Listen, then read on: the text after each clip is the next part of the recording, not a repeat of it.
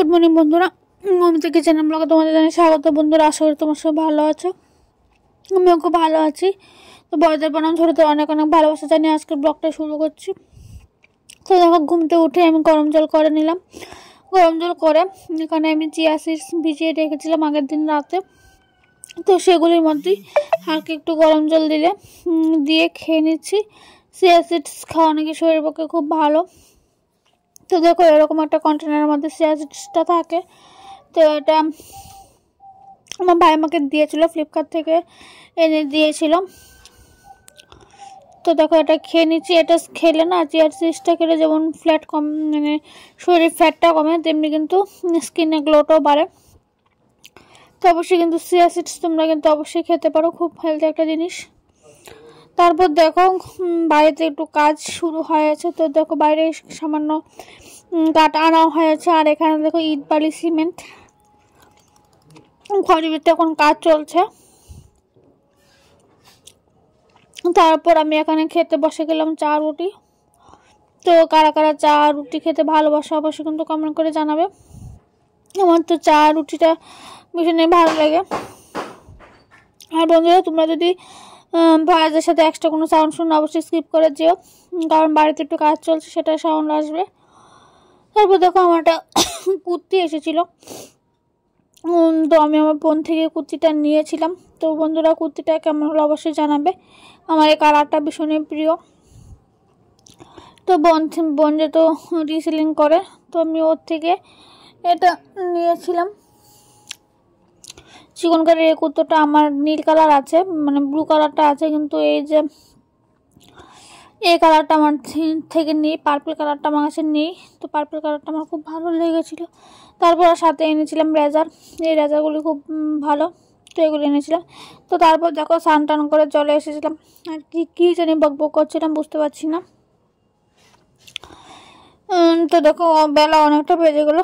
স্নান টান করেছিলাম। তো বোন আসবে, তো বোন থেকে চুল একটু চুল করে একটু স্পা করবো, কারণ যেহেতু সামনে এটা সরস্বতী পুজোটা আগের দিনের ব্লগ। তো বোন থেকে চুলগুলো একটু স্পা করতে হবে। আর চুল স্পা করতে আমার ভালো লাগে না, কারণ চুলে অনেকটা টানাটানি করে। এই জিনিসটা আমার পছন্দ না। চুলে প্রচণ্ড টান খায় আর মাথাতে ভীষণ লাগে। কিন্তু যেহেতু আমার চুলগুলো স্মুথনিং করা, তো স্পা তো করতেই হবে। তো তার জন্য এটা করা হয়।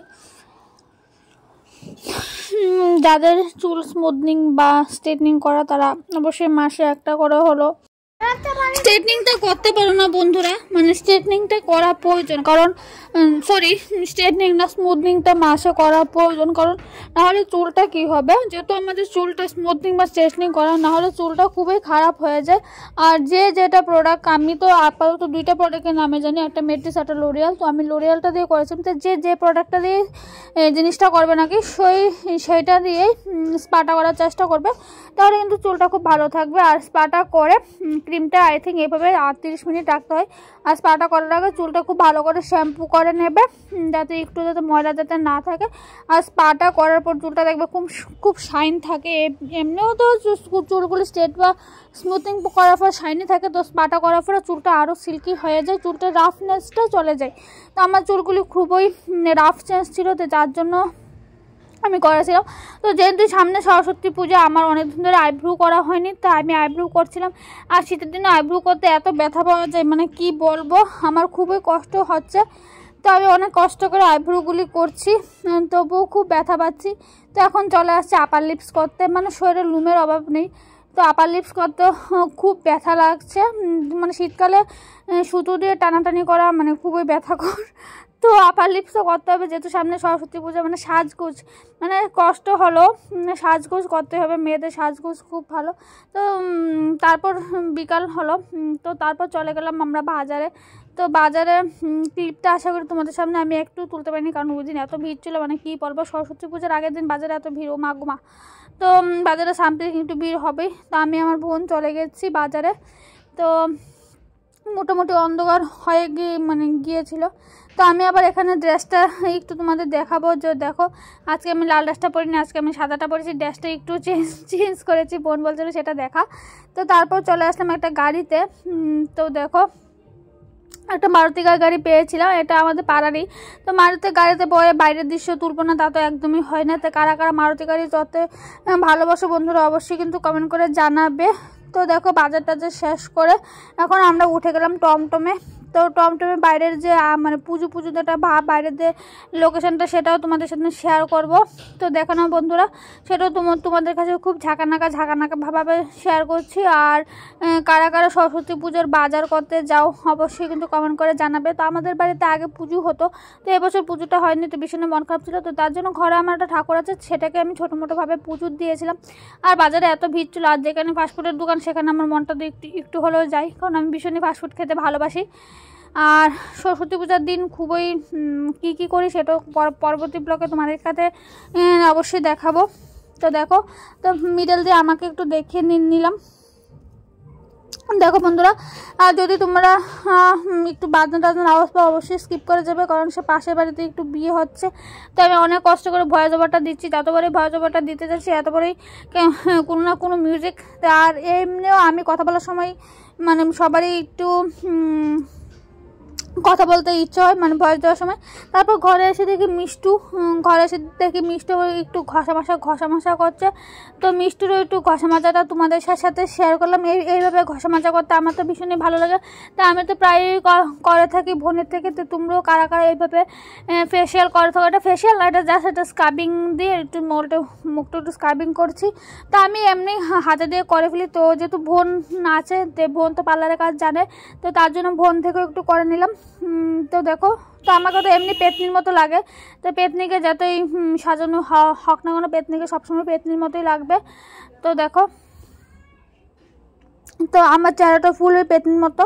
তো দেখো এখন বসে গেলাম পেতনিকে একটু সৌন্দর্য করার মতো, কিন্তু না, পেতনিকে সবসময় পেতনির মতোই লাগবে। লাস্ট লুকিংটাও দেখবে। তো বন্ধুরা, ভিডিওটা প্রায় শেষের পথে চলে এসেছি। তো ভিডিওটা তোমরা দেখতে থাকো। তো কারা কারা এইভাবে করো অবশ্যই কিন্তু বন্ধুরা জানাবে।